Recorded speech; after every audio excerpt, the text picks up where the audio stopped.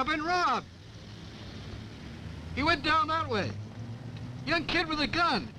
This is Radio 227. I got a robbery just occurred at the liquor store at 14th and L. The suspect is a white male, about 20, wearing a red plaid jacket, and he is armed. He ran into an alley in the 1400 block of L Street. Young puppy went down that way. And request assistance.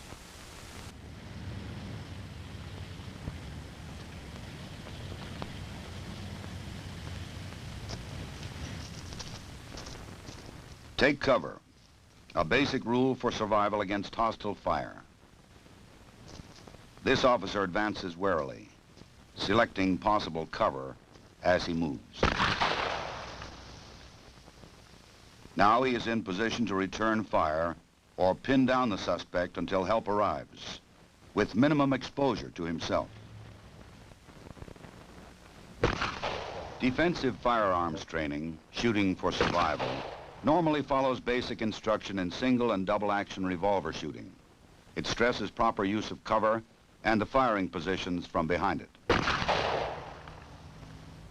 One-on-one is a good method of defensive firearms instruction. The coach or instructor can correct stance or grip before the pupil continues.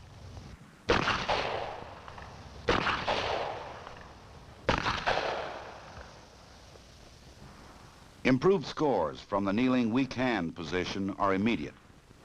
The result of correcting the pupil's bent wrist and forearm are obvious and satisfying. Even good shooters may acquire bad habits when firing from behind barricades. Ready to fire from strong right-hand side, the pupil benefits from another correction. Keeping elbow and knee safely behind cover, thus removing two targets from hostile fire.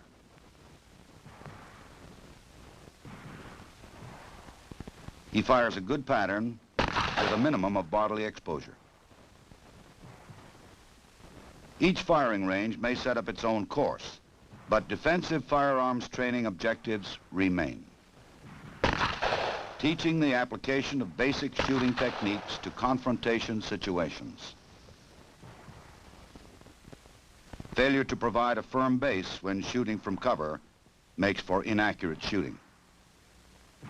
Legs spread too wide provide a tempting target for an assailant. Now the shooter can fire safely from a steady rest, putting all his shots in the kill zone and using the barricade for maximum cover. This is shooting for survival.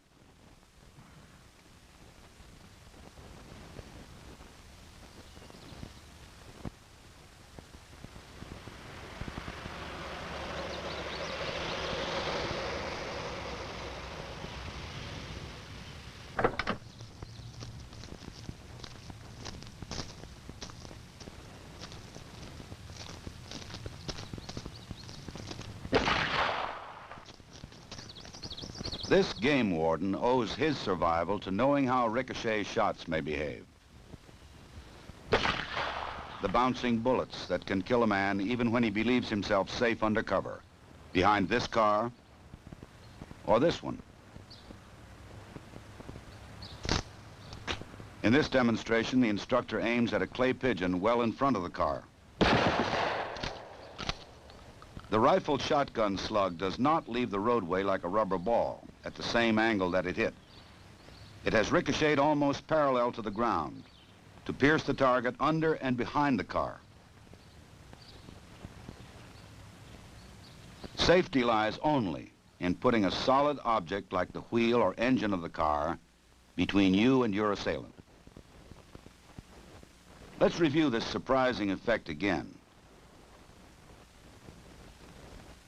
While a rubber ball thrown to the ground would bounce upward at the same angle, a bullet ricochets almost parallel to the hard surface struck.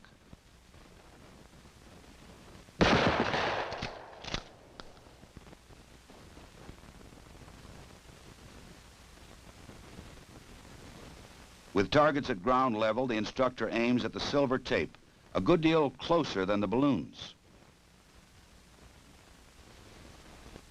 Think of one of these balloons as your head, and you may change your evaluation of safe cover from ricochets.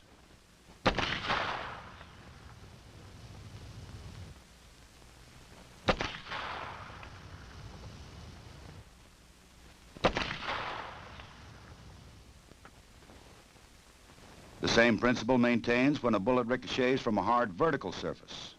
The instructor has placed aiming points some distance from the balloon targets.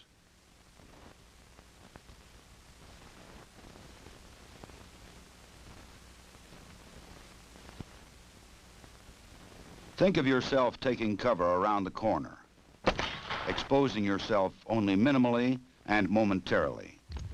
Would you be safe? Your assailant may even aim wide of the corner, as we see here. But the ricocheting bullets almost parallel to the wall could kill you as easily as they burst these balloons. The lessons taught by these demonstrations might someday save your life. Attention units 54 and 55. We have a 1090 at the Alexandria National Bank, 800 South Washington. First unit on the scene, do not enter the bank until the backup unit arrives. 10-4. This is Unit 54 responding.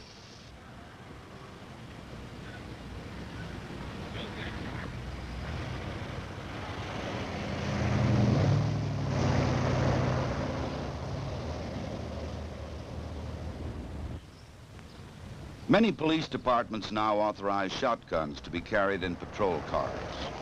As a safety precaution, they usually have no shell in the chamber. Officers not yet fully trained in shotgun handling may forget to release the action so that they may charge the weapon. Sometimes this fumbling causes only a momentary delay, but in an unexpected confrontation, these seconds could be vital.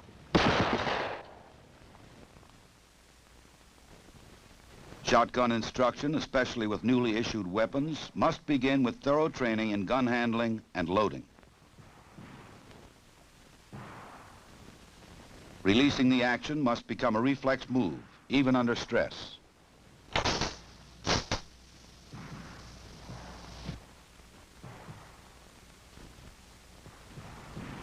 Firing ranges and courses for shotgun training may vary.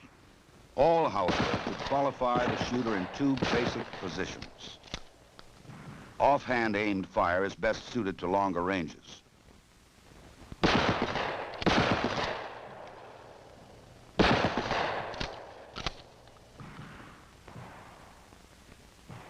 Hip firing is used at close range, where most confrontations do occur.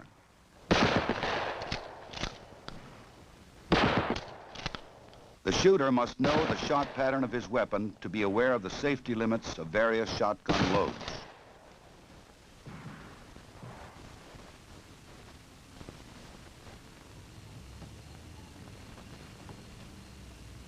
Each year, the FBI Uniform Crime Reports tells the grim story of policemen killed. Some die from a rifleman's bullet fired from ambush.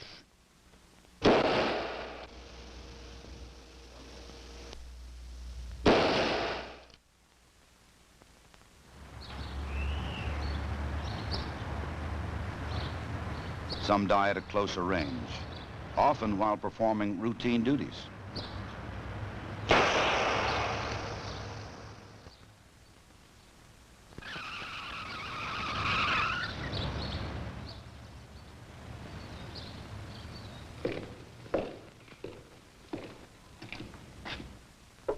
The largest number are killed by handguns at extremely close range, often before they can draw their own weapon.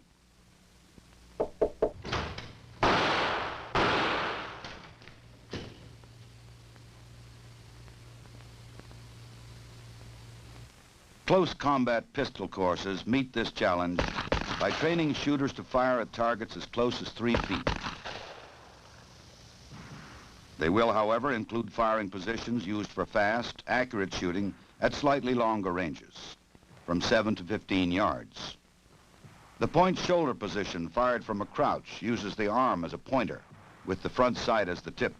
It should form a straight line from shoulder to front sight without bending elbow or wrist, which would deflect the shot.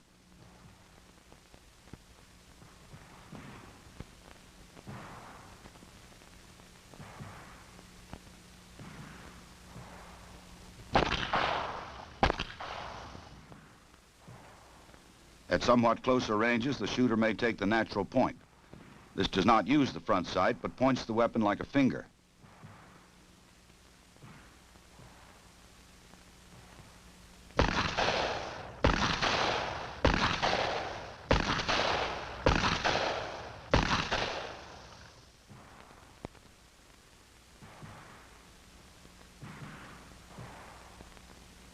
Also fired from a crouch is the hip position.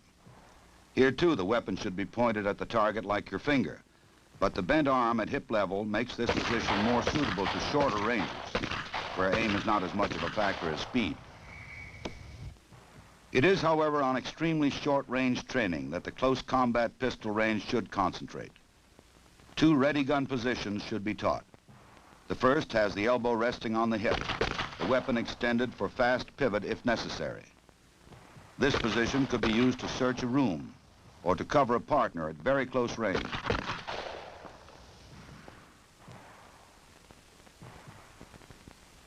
Another ready gun position is fired from the hip. This protects the shooter from the danger of being disarmed at close quarters. After close combat training, you should fire groups like this. Without it, the records show many instances of clean misses in close combat situations, and all too often you get no second chance. To provide a practical and competitive exercise in close combat, the FBI firing ranges in Quantico, Virginia, have constructed a prototype dueling course. Okay, gentlemen, on the line, start walking.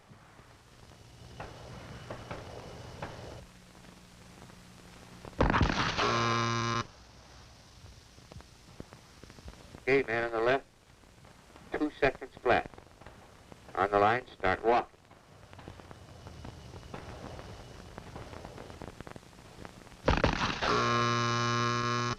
Man on the right this time, 1.25.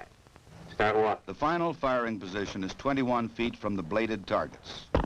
The dueling course is a useful training tool to simulate the fast reactions and proper shooting techniques you will need in a close combat situation. Effective use of cover may someday save your life on the street. Defensive firearms training can make such reaction automatic. Cover may not always protect you against ricochets, which have their own rules of behavior. Demonstrations like this convince you of the rules and how best to guard yourself against bouncing bullets.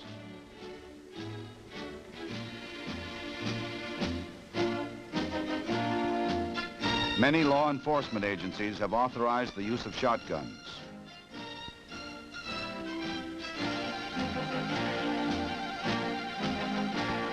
Defensive firearms training should start with thorough shotgun familiarization and range shooting.